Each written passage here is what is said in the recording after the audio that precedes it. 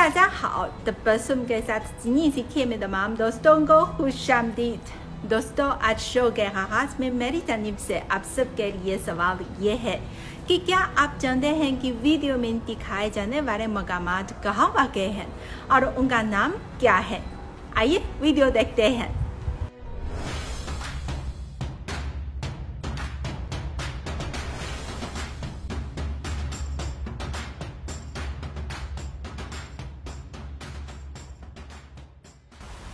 अगर आप सही जवाब जानते हैं तो ज़रूर कमेंट्स में मुझे बता दीजिए। आज की वीडियो में हम एक साथ जानेंगे कि चीन में मशहूर सियाहती मकामात का चीनी नाम क्या है।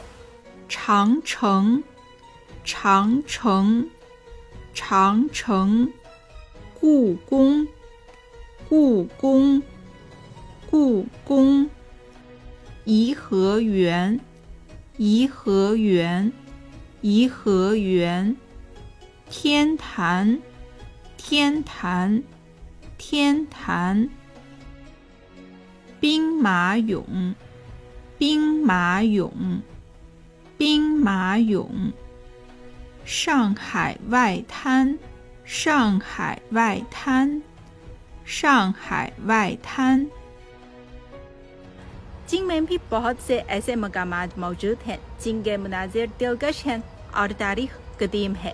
अगर मौका मिले आप ज़रूर इन मकामात की सैर कीजिएगा।